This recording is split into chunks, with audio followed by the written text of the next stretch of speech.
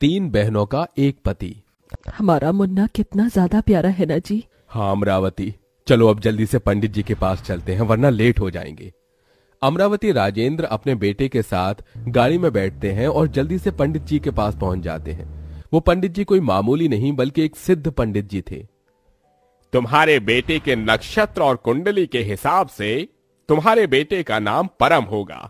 इसके साथ ही इसके हाथ की रेखाएं बता रही हैं कि इसका भविष्य बहुत साकार होगा। ये अपने जीवन में सारे लक्ष्यों को हासिल करेगा। लेकिन क्या पंडित जी? आपके बेटे की रेखाओं में एक नहीं बल्कि 3 शादियों का योग है। पंडित जी, ये आप क्या कह रहे हैं? तुम्हारे बेटे की एक नहीं बल्कि 3 शादी होंगी। अगर तुमने उसकी केवल एक ही शादी की तो इसका अंजाम उसकी मौत भी हो सकती है। पंडित जी की बात सुन अमरावती और राजेंद्र दोनों डर जाते हैं, जिसके बाद वो अपने बेटे परम के साथ घर वापस आ जाते हैं।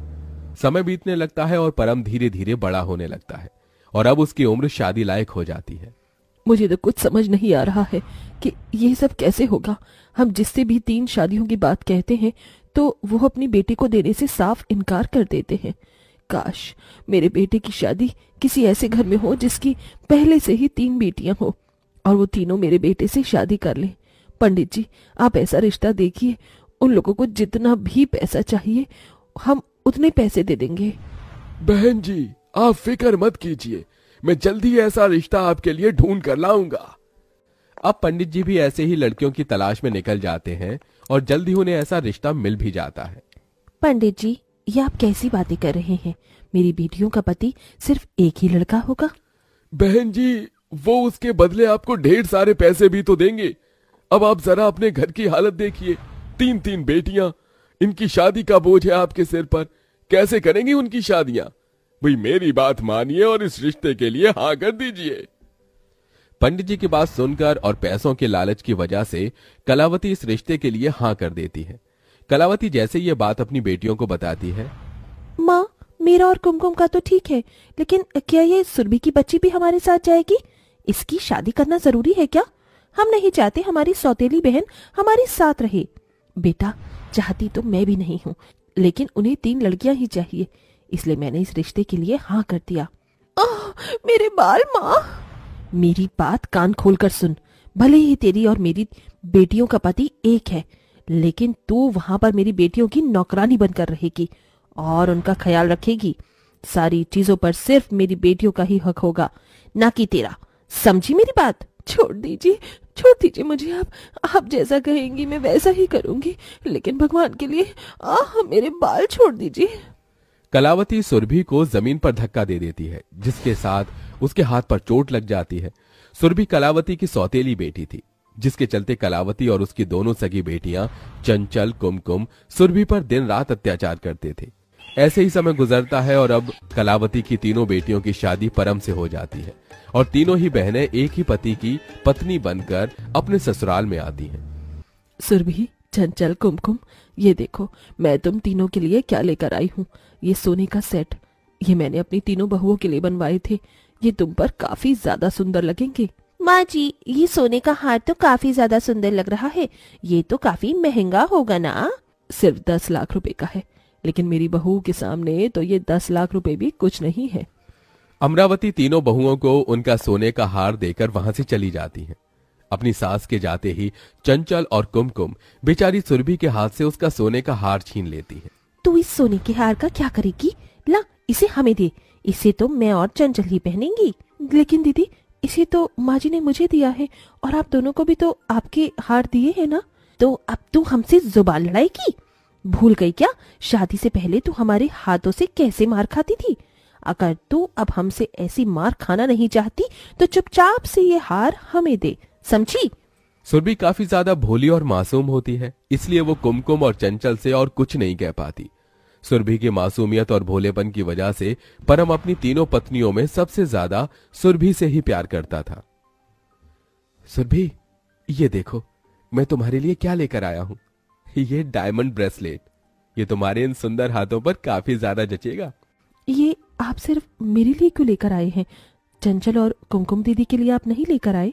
सुरभि, मैंने उनके अकाउंट में पैसे डाल दिए हैं, अगर उन्हें कुछ चाहिए होगा तो वो खुद ले आएंगे। जब मैंने ये ब्रेसलेट देखा तो सबसे पहले मुझे तुम्हारी याद आई, इसलिए मैं इसे तुम्हारे लिए लेकर आ गया। इतना कहकर परम अपने हाथों से वो डायमंड ब्रेसलेट सुरभि को पहनाता है और उसे गले से लगा लेता है।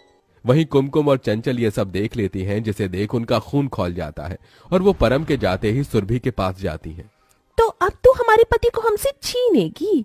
लेकिन दीदी, मैंने क्या किया? सुरभि के इतना बोलते ही कुमकुम सुरभि को जोरदार थप्पड़ मार देती है। हमारे होते हुए भी परम सिर्फ तेरे लिए गिफ्ट लेकर आए हैं और हमारे लिए नहीं। हम जानते हैं तू परम को हमसे छीन रही है, लेकिन ऐसा हम होने नहीं देंगे। इतना कहकर कुमकुम सुरभि के हाथ से ब्रेसलेट छीन लेती है और वहां से दोनों बहनें चली जाती हैं और बेचारी सुरभि वो खड़ी खड़ी रोने लगती है। जहां सुरभि दिन रात घर के सारे कामकाज करती, वहीं चंचल और कुमकुम घर में सिर्फ आराम करती रहती हैं। पूरा दिन काम ही करती रहती हो या मुझे भी टाइम दोगी? अगर ये काम मैं नहीं करूंगी तो और कौन करेगा? कुमकुम और चंचल हमेशा मैं देखता हूँ कि वो दोनों सिर्फ आराम करती रहती हैं और तुम काम के चलते मुझे तुम्हारे साथ वक्त बिताने का मौका ही नहीं मिलता।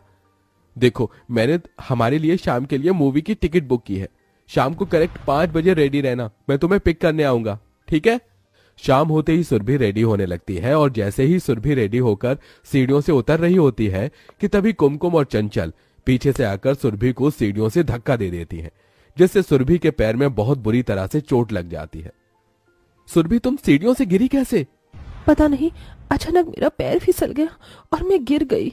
अरे सीढ़ियों पर तो कारपेट है, कारपेट पर तुम्हारा पैर कैसे फिसल सकता है? अरे उस बेचारी की चोट लगी हुई है और आप दोनों हैं कि सीआईडी की तरह तहकीकात कर रहे हो। बहू तू आराम कर और आप दोनों चलिए मेरे साथ। सुरभि जानती थी कि यह सब उसकी दोनों बहनों ने किया है, लेकिन वो उसके बारे में किसी को नहीं बताती। दिन बीतने के साथ साथ दोनों बहनों का अत्याचार भी सुरभि पर बढ़ता ही जाता है, लेकिन सुरभि किसी से कुछ नहीं कहती।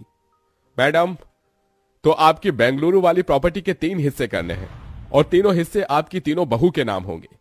जी लॉयर साहब, 2 करोड़ की प्रॉपर्टी मेरी तीनों बहू के हिस्से में आ जाएगी और उन्हें जब भी इसकी जरूरत हो तो वो इसका इस्तेमाल करेंगे। अमरावती और लॉयर की बात चंचल और कुमकुम चुपके से सुन लेती है। चंचल, अगर इस प्रॉपर्टी के 3 हिस्से होंगे तो हमें सिर्फ 2 करोड़ मिलेंगे और अगर 2 हिस्से हुए तो हमें 3 करोड़ मिलेंगे। लेकिन इसके लिए हमें उसे सुरभि की बच्ची को अपने रास्ते से हटाना होगा। लेकिन हम ये सब कैसे करेंगे? कुमकुम और चंचल सुरभि को जान से खत्म करने का प्लान बनाते हैं और बिरजू मोहन नाम के 2 गुंडों को सुरभि की सुपारी देते हैं। उस दिन घर में कोई भी नहीं होता। इसका फायदा उठाकर बिरजू मोहन घर के अंदर घुस जाते हैं और सीधा सुरभि के कमरे में चले जाते हैं। सुरभि उस समय फोन पर किसी से बात कर रही होती है। दोनों गुंडों को देखकर सुरभि बहुत डर जाती है। कौन हो तुम लोग और मेरे कमरे में कैसे आए हो? हम यमराज हैं और तुम्हें यहाँ यमलोक पहुंचाने आए हैं। सुरभि उन दोनों गुंडों से बचने की काफी कोशिश करती है, लेकिन वो दोनों गुंडे सुरभि को घेर लेते हैं।